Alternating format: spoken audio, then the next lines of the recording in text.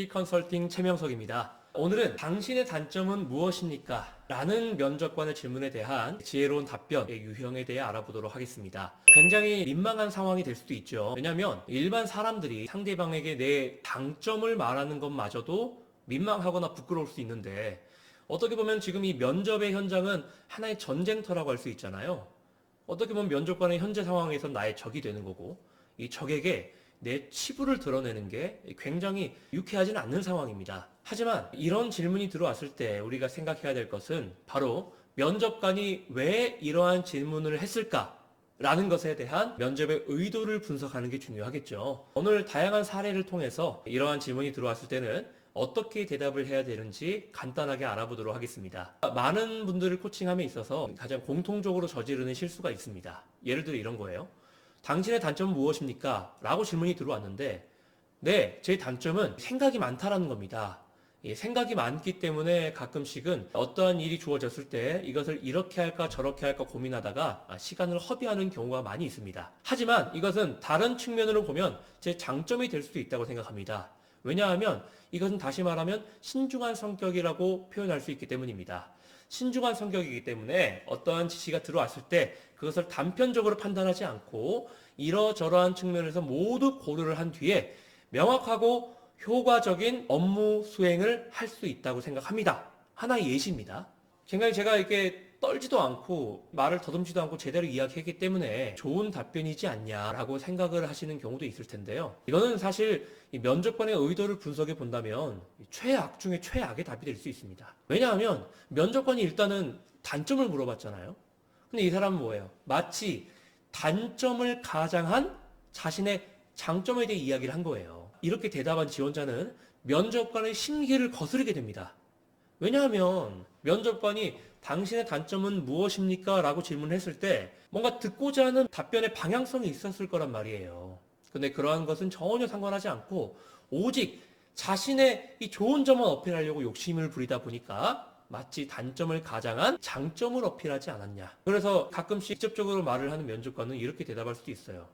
아니, 본인 장점 아니에요. 장점 말고 단점을 얘기해 보시라고. 그럼 이 지원자는 굉장히 멘붕 상태에 빠지게 되는 거죠.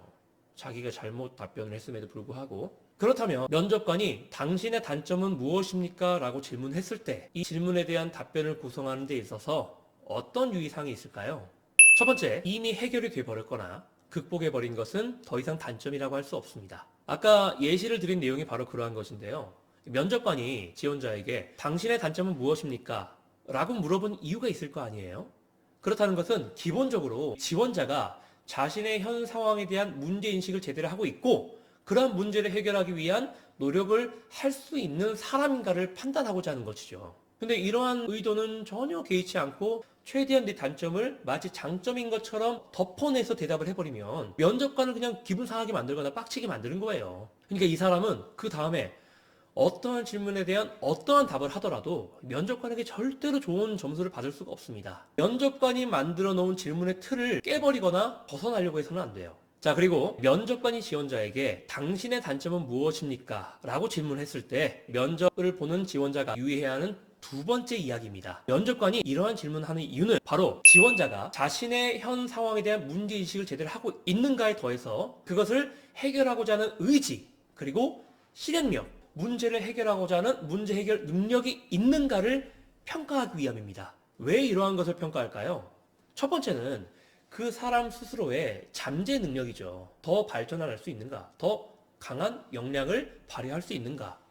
사람은 누구나 완벽하지 않습니다. 그렇기 때문에 항상 스스로를 성찰하고 자신의 부족한 부분을 메꿔 나가고 자신의 잘하는 부분을 더욱더 단련시키기 위해 노력하는 것이 중요하죠. 그렇기 때문에 스스로를 성찰할 수 있는 자아 성찰 능력이 있는 사람, 어떤 자기 객관화 능력이죠. 다른 말로 메타인지라고도 하는데 이러한 능력이 있는 사람들은요, 회사의 1년, 2년, 3년, 5년, 10년 이렇게 근무 연차가 늘어나면 늘어날수록 그 사람의 실력도 정비례해서 늘어납니다.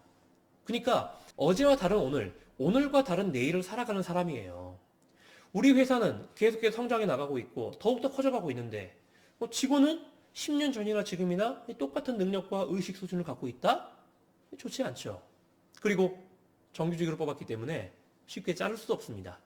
그럼 나중에 이런 것들이 하나하나 모여서 조직의 문화로 형성이 되고, 그렇다면 결국에는 기업의 어떤 글로벌화나 더욱더 높은 수준을 향한 도전에 악영향을 미치게 되는 거예요. 그렇기 때문에 먼저는 직원 개개인의 자기개발 역량과 그리고 잠재 가능성을 평가하기 위해 이런 질문을 한다고 볼 수 있고요. 또 있습니다.